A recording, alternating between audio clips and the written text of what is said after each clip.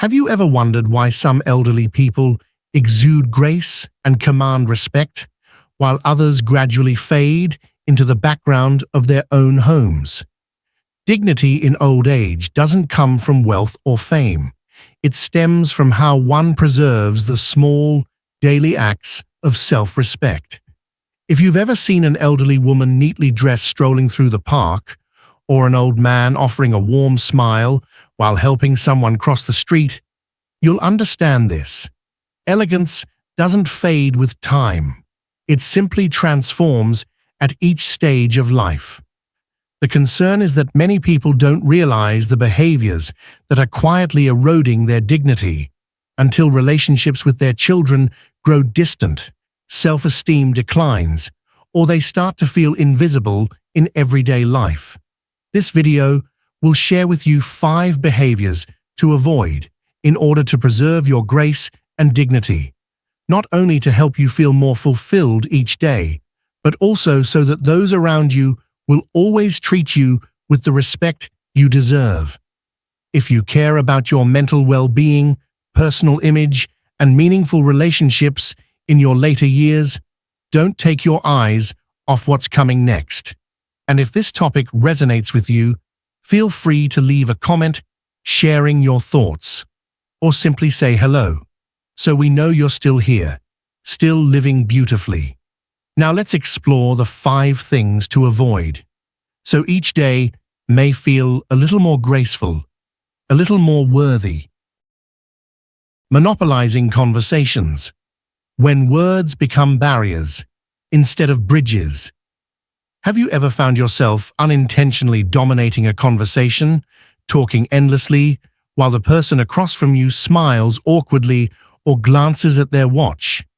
For many older adults, unintentionally taking over the stage in social interactions can come across as lacking sensitivity, or even as being overbearing.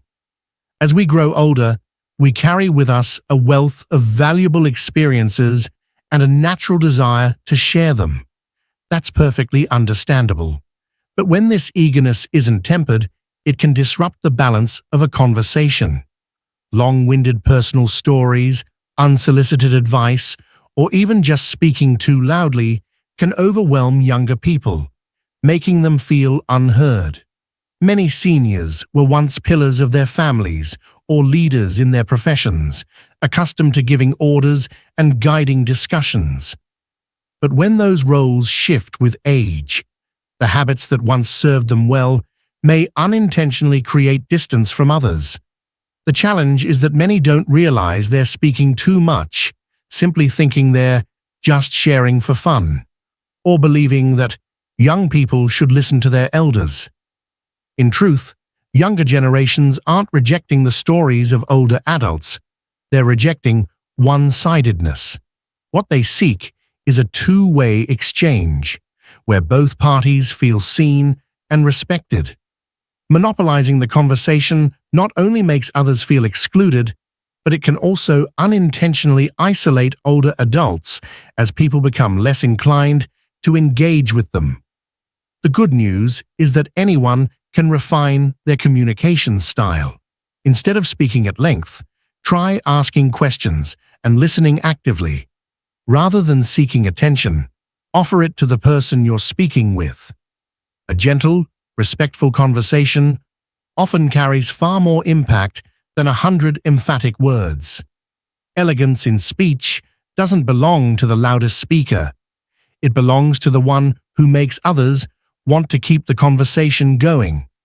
Start with small steps. Lower your voice, maintain eye contact, and wait until someone finishes speaking before responding. Try adopting a quiet internal rule. After each point I make, I'll ask a question that invites the other person to share. For example, "What do you think about that?" Or, "How's your work been lately?" These simple questions open doors to meaningful connections. By learning to be more measured with your words, you not only make others feel at ease, you also send a powerful message: "I respect you." And that mutual respect is what helps seniors preserve their dignity and remain admired in the eyes of younger generations. So let your words be a bridge, not a wall. Let well-timed silence reflect your grace. Because sometimes the way you listen is the greatest gift you can offer in a conversation. Excessive boasting. When pride becomes a wall between you and others. Have you ever sat in a gathering and felt that every conversation revolved around, "My son's a doctor in New York," "We just bought another house in Florida," or "Back in the day, I used to head the entire department"? If so, you understand that sincere pride can sometimes be mistaken for boasting, especially in a culture where humility is highly valued. In old age, after living through decades of challenges and accomplishments, everyone has something to be proud of. Successful children, financial stability, and personal achievements. But when pride is expressed too frequently or without sensitivity, it can become a barrier in relationships. Others may feel compared, diminished, or worse, withdraw from the relationship, feeling they don't measure up. Boasting often doesn't come from malice, but from a very human desire to feel acknowledged. As we age, the need to feel still valuable becomes more important than ever. And sometimes we try to meet that need by retelling our accomplishments or highlighting the success of loved ones, as if to say, "I still have something worth sharing." However, in Western society, where individuals are taught that being proud but humble is a virtue, repeated boasting rarely earns admiration. Instead, it can make others feel judged or pressured to acknowledge something, hurting their self-esteem in the process. Rather than focusing heavily on oneself or personal achievements, try shifting the intention toward genuine sharing, not to impress, but to inspire. Telling the same story about your son being a doctor could sound very different if framed like this: "My son works in healthcare, and I'm grateful he's found a meaningful path. How's your family doing?" This way, you still express pride, but also invite a warm two-way conversation. Here's a simple but powerful tip. Focus on shared values rather than personal outcomes. Instead of saying, "I used to run an entire company," try, "I worked in management for years. It taught me that earning people's trust is the most valuable thing." This not only softens the tone, but also spreads a meaningful message and fosters connection. You can also practice taking a step back in conversations. When you feel the urge to talk about your wealth, children, or accomplishments, ask yourself, "Am I sharing this to connect or to prove something?" That one question can help you adjust your tone and guide the conversation back to sincerity and balance. Elders don't need to say much to prove their worth. Dignity doesn't come from what's shown off, but from how you make others feel respected in your presence.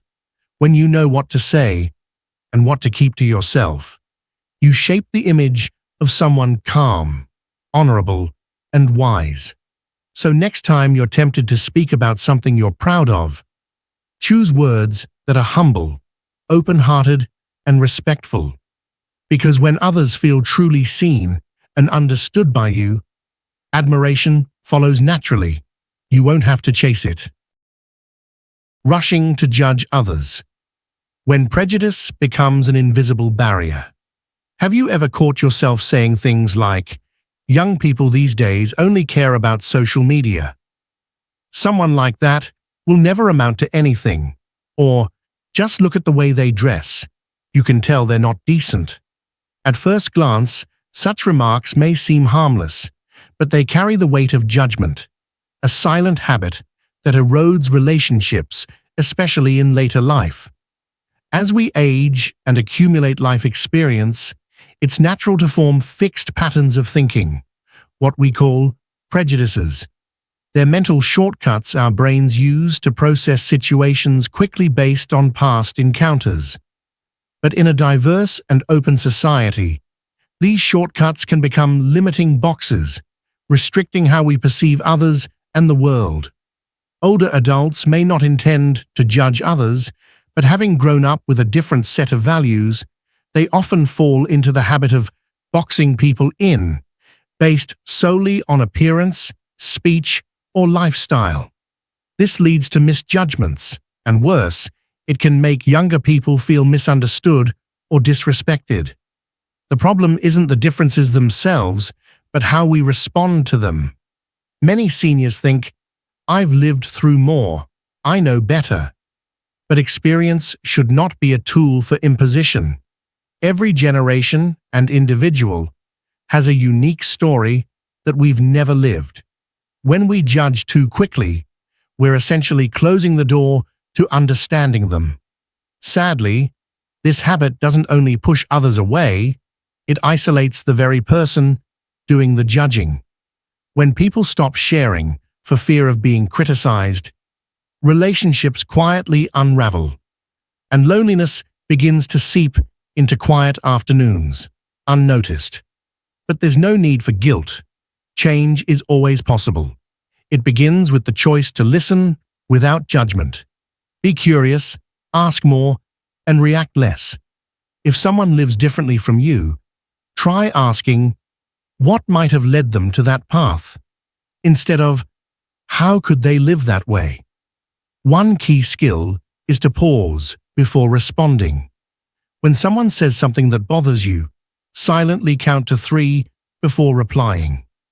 That brief pause can help bypass knee-jerk reactions and give you time to choose a kinder response. A sentence like, "I hadn't thought about it that way, can you tell me more?" can create a deeper connection than any lecture. Also, practice recognizing your own biases. For example, if you see someone with tattoos, dressed unconventionally, or loving someone of the same gender, instead of jumping to conclusions, ask yourself, does this really affect me? That one question can open the door to empathy, something everyone, at every age, deserves. When you start seeing others with compassion instead of suspicion, you're creating a safe space for them. And in doing so, you heal yourself too, because a heart that chooses empathy never runs out of connection. Respect doesn't come from age, but from how you make others feel in your presence. And one of the most beautiful gifts you can offer is the feeling, I'm accepted, not judged. So if you want to maintain elegance and dignity in your later years, begin by letting go of old prejudices, opening yourself to the new, and believing that every human being deserves to be understood, not condemned. Neglecting personal appearance. When carelessness dims the light. Within, have you ever thought, what's the point of dressing up at my age? Or, I'm old now, who cares how I look? If you have, you're not alone. Many older adults have told themselves the same thing, until they realize that appearance isn't just what others see. It's also a mirror of self-respect and emotional well-being. In many senior communities, especially among those living independently or in nursing homes, neglecting appearance is not uncommon. Unbrushed hair, wrinkled clothes, or staying in pajamas all day. These may stem from fatigue, loneliness, or simply a sense of there's no reason to try anymore. But what seems like a small surrender often leads to a gradual erosion of confidence. Psychological studies show that when seniors pay attention to their appearance, even just by changing into a clean shirt or combing their hair, they feel more positive, energetic, and open to connecting with others. On the other hand, long-term neglect can worsen issues like depression, reduce social engagement, and deepen feelings of isolation. So, is caring for one's appearance in old age a form of vanity? Quite the opposite. Taking the time to look presentable is a powerful declaration that you still care about yourself. And when you respect yourself, others are far more likely to do the same. It's not about wearing designer clothes or applying makeup meticulously. What matters is whether you take time for yourself each day, brushing your hair, shaving, moisturizing your skin, or putting on an outfit that makes you feel comfortable and confident. Changing the habit of neglect doesn't require anything grand. Start small and stay consistent. Lay out your clothes the night before, spend 10 minutes each morning on personal care, or simply look in the mirror and smile. These small acts of care can lift your mood and set a positive tone for the entire day. If you live with family, ask them to help create a grooming time each morning. If you live alone, treat personal care like a ritual, not for anyone else, but as an act of respect for the life you still have. You can even turn grooming into a social opportunity. Join a community gathering, go for a walk, or simply enjoy a cup of coffee on the porch. When you show up looking neat and well-kept, you send a clear message: I'm still here, and I cherish each day I'm given. Your appearance doesn't define your worth, but it's your first introduction. And in a society that values presentation and respects personal space, tending to your appearance is a visible expression of dignity and grace. So don't let age be the reason you neglect yourself. Every time you choose to dress well, stay clean, and smell fresh, you are saying, I am still worthy of love and respect. And that begins with how you see yourself in the mirror each day. Assuming age automatically earns respect, when honor must be cultivated, not demanded. I'm older, so you must listen to me, or you should respect me because I'm your elder. Such phrases often surface in intergenerational conversations. But in a world that values equality and individuality, demanding respect based solely on age is no longer effective. On the contrary, it can create resistance, strain relationships, and widen the gap, especially with younger generations. In many Eastern cultures, age is automatically associated with reverence. But in Western societies, especially in multi-generational families and communities, respect isn't given based on years lived, but on how one lives. Younger people are raised to believe that everyone deserves respect, and that respect must be earned mutually through listening, empathy, and kindness. Seniors have every reason to desire respect. They've sacrificed, guided, and supported generations after them. But if they rely solely on their status as elders without demonstrating understanding and flexibility, they may be perceived as distant, rigid, or even authoritarian. What's more, many older adults don't even realize they're demanding respect rather than nurturing it. They expect younger people to obey, to be grateful, to conform, but rarely pause to ask, does the way I speak or act make others feel heard and valued? The truth is, respect has no fixed formula. It's built through the smallest gestures, a gentle tone, a patient action, a look of understanding. When you show respect to a child, a caregiver, or a stranger, you're planting seeds of your own credibility. And when your integrity is strong enough, true respect will naturally follow without having to ask for it. You can begin by reflecting on how you engage with younger people. Do you genuinely listen to their opinions? Do you accept generational differences? Or do you compare and criticize? Are you humble enough to say, I don't quite understand. Can you help me see it from your point of view? Instead of, back in my day, we never did that. Remember, respect doesn't come from status. It comes from character. When you live with kindness, sincerity, and openness, people naturally feel drawn to you. But if you rely only on age to demand reverence, you may receive polite silence. not heartfelt admiration. Strive to be the kind of person others want to respect, not someone they feel obligated to respect. An elderly man who listens, a senior woman who's open to learning, an older person who speaks less but with depth. These are the figures who naturally earn reverence. It's humility, wisdom, and warmth that form the true authority of aging. You don't have to transform your entire personality. Just adjust a few small things in your attitude. For instance, instead of saying, "You shouldn't do that," try, "Can you tell me why you chose that approach?" This kind of question not only opens the door to understanding your children or grandchildren better, but it also makes them feel respected, and in turn, they'll respect you willingly.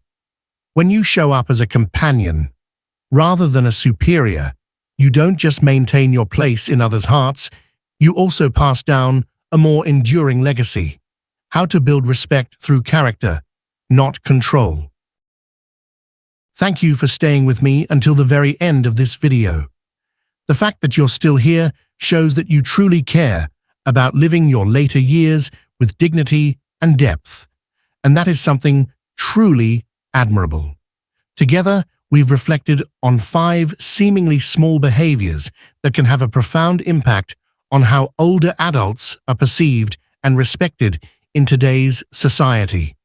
From monopolizing conversations, excessive boasting, and rushing to judge others, to neglecting appearance and assuming that age alone commands respect, each one is a mirror, inviting us to reflect and gently adjust. So, did you recognize yourself in any of these habits? Or did something in this video make you pause and reconsider how you live and communicate day to day? I'd love to hear your honest thoughts in the comments. Your words are not just a response, they're a gift to others who are also searching for connection and understanding. If you found this content helpful, please share it with those you care about, your parents, your peers, or anyone who might need a gentle, thoughtful reminder about how to age gracefully. And finally, let me leave you with this. Aging is not the end, but a low, steady melody. A quieter chapter, yet one full of depth. When you live with grace, respect, and humility, you don't just earn the admiration of others, you send out a beautiful message about the true essence of a person, not in how old they are, but in how they choose to live. I hope this won't be the last time we meet. Join me again in the next videos, where we'll continue learning how to live with more kindness, wisdom, and meaning, each and every day. Thank you.